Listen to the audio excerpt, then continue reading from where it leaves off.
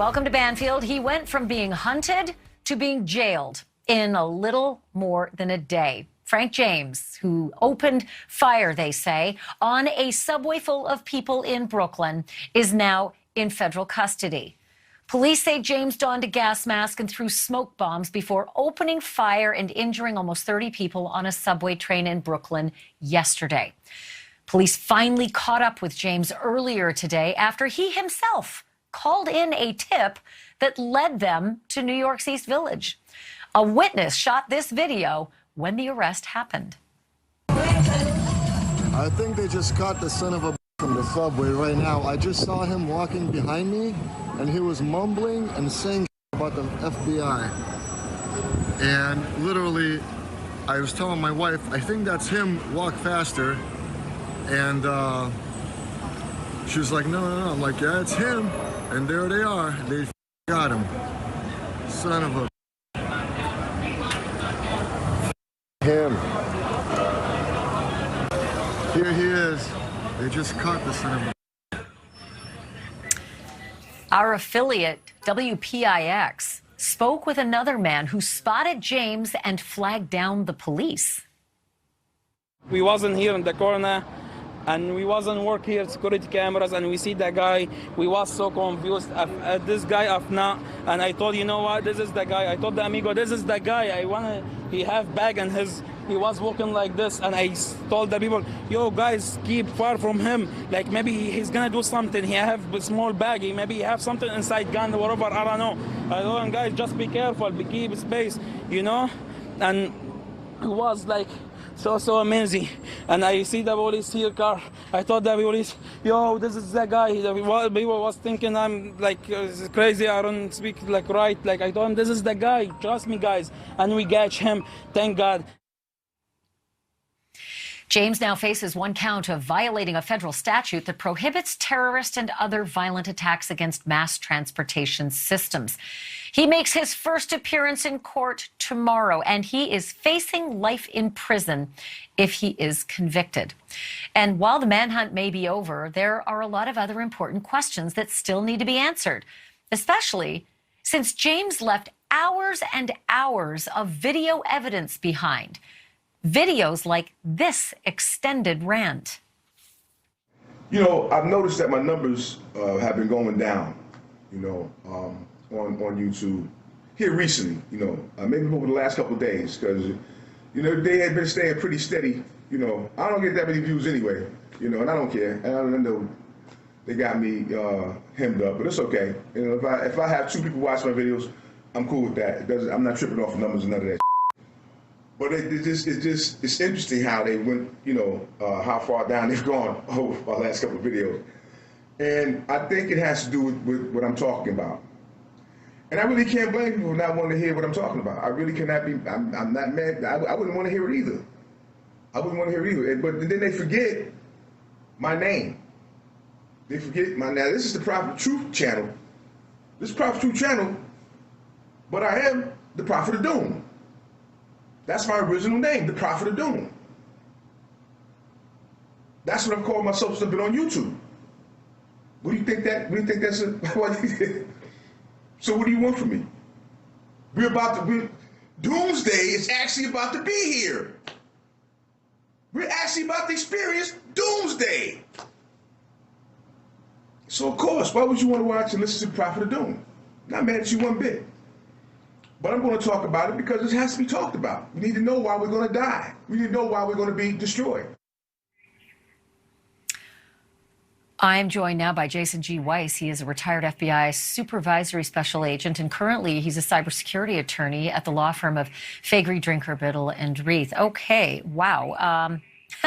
So I literally just heard the words, we're about to experience doomsday. The viewers all heard those words too, Jason. So that sounds like a slam dunk unless someone like Mr. Frank James decides to mount an insanity defense. I can spot a million reasons why there's no hope in you-know-what for an insanity defense. But tell me where this investigation goes from here. You know, first of all, Ashleigh, thank you for having me. I really appreciate it. This is a really difficult case because we don't generally prosecute words in this country. And there are a lot of people who are, I'm trying to be gentle here, mentally upset on the internet. I mean, the question has to become, obviously, why didn't somebody who see these videos report these videos to law enforcement? And if so, what could have been done to prevent this attack? So what happens next is really, like everything else we do, unfortunately, in law enforcement, it has to be a retrospection. We have to look back on what happened and see how we can try and change our tactics. But the biggest problem we have in law enforcement is we're far too reactive and not nearly proactive enough. So, look, I get it. I've covered a gazillion and one cases where mental illness is part of the story. I dare say if you were to go through any prison in America, you'd probably see about 80% of the inmates have some form of mental illness. But it is not an excuse, and you can be bat blank crazy and not be legally insane. And that man on the screen said, we're about to experience doomsday. And he also said in another video, I want to just kill a whole bunch of people, but I don't want to go to prison. That is consciousness of right and wrong. Yeah, I would agree with you on that. But the problem we have here in this country is the internet's like the Wild West. Who are the internet police? I mean, who should have caught these videos and tipped off law enforcement to stop this? Should it have been YouTube or Facebook? They run their algorithms, but they obviously didn't catch it. What about all the people watching the videos and nobody reports this? I mean, that is part of the problem is we just don't have a good way to track people on the internet between terrorism. When I was in the FBI after 9/11, people said, why didn't we stop 9/11? Because there were thousands upon thousands upon thousands of tips that we got that there would be terrorist attacks. How do you know which ones are real, which ones are not? And there's no doubt that this gentleman is mentally insane and should go to jail for the rest of his life for what he's done. You said mentally insane. There's a difference. And you know it well. You're an attorney. You know, being, like I said, being really crazy is not the same as being legally insane. And I have seen extraordinarily sick people convicted, and they do not prevail when they mount an insanity defense, because you have to know the difference between right and wrong, or you have to not know the difference between right and wrong, as well as some other factors in order to prevail. For this guy, he's all over the map saying, I don't want to get caught, I'm going to obscure, I'm going to hide my face, I'm going to run for it. All of these reasons just throw insanity, farther than, the eye can see. But I do have this question. I agree. I want to play a video where he details all of his movements, Jason. He talks about everything he's going to do leading up to the attack. He talks about specific places that he's visited. It's just like a treasure trove of something awful is going to happen, and here I am. Have a look at it. I'm going to ask you about it on the other side. Sure. So I made it here, and now I got to try to make it to my next stop, which again is this town. I can't think of it. I'm not even trying to get the name of it. Caledonia or some shit. It's right outside of Pittsburgh. I'm staying at a hotel out there for the night. And then I plan to not even go all the way to Philly. No, I'm not going to even try that. I'm going to get close to it. Drive close to it, spend the night in the hotel. And then the next day, I'm going to start doing unpacking my shit and all of that, and then go to the other place I'm gonna be staying. So I'm staying in the same hotels while I'm traveling these 2 more nights.